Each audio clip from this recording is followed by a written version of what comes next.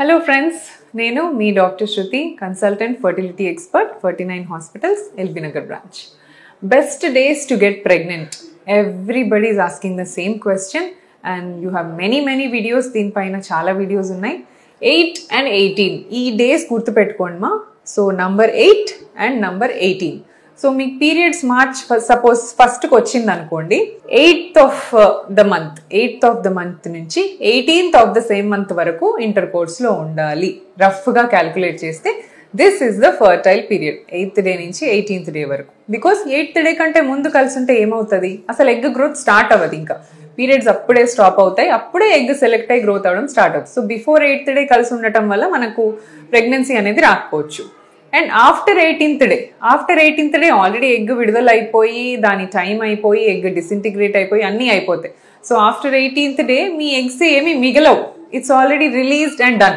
So after 18th day మీరు కలిసి ఉన్నా కూడా ప్రెగ్నెన్సీకి ఛాన్స్ ఉండదు. కలిసి ఉండద్దు అని కాదు, but after 18 days if you meet then there is no chance of pregnancy. Very less.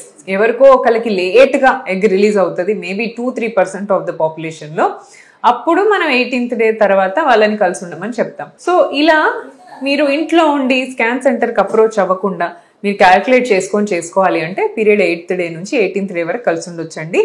And frequency గురించి మాట్లాడితే డైలీ కలవాలా, డైలీ 2 times కలవాలా, 3 times కలవాలా, డైలీ వన్స్ ఆర్ దినం తప్పించి దినం ఆల్టర్నేట్ డేస్కి ఒక్కసారి కలిసినా కూడా ప్రెగ్నెన్సీకి that is sufficient.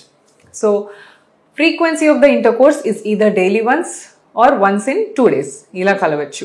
And positions అనేది ఎటువంటి అయినా సంబంధం లేదండి.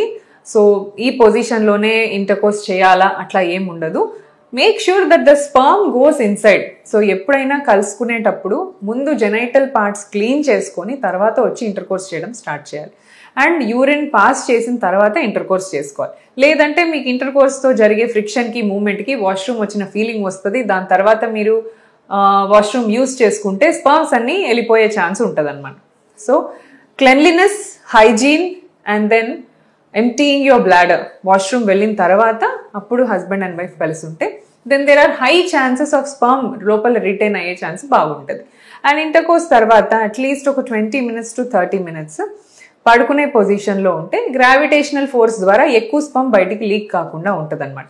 సో ఎంత కరెక్ట్గా మీరు ఉన్నా కూడా కొంత స్పర్మ్ లీకేజ్ అనేది నార్మల్, దాని గురించి వరీ అవ్వద్దు.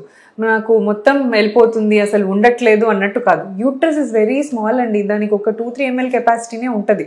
సో యూట్రస్కి ఎంటర్ అయ్యే ద్వారము చాలా చిన్నది, పెన్ రీఫిల్ పట్టే అంత సైజ్ హోల్ అనమాట.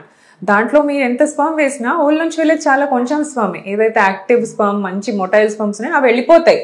మిగతావి డ్యామేజ్డ్ స్పర్మ్స్ ఏవైతే ఉన్నాయో అవి బయటికి ఖచ్చితంగా రావాల్సి ఉంటుంది. సో దీని గురించి వరీ అవ్వకూడదు. So these are the times where you have to participate in intercourse. ఇది ఫర్టైల్ డేస్. ఇది మీరు ఇంట్లో ఓవ్యులేషన్ కిట్స్ ద్వారా చెక్ చేసుకోవచ్చు.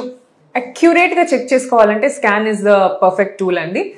ఎగ్ రిలీజ్ అయిందా అండ్ మనకు రిలీజ్ అయ్యే టైం కానీ, రిలీజ్ ఎంతసేపు అయింది, ఫ్లూయిడ్ వచ్చిందా, కొన్ని సిగ్నల్స్ మనకు స్కాన్లో తెలుస్తాయి. సో దీని ద్వారా మనం మీకు చెప్పచ్చు.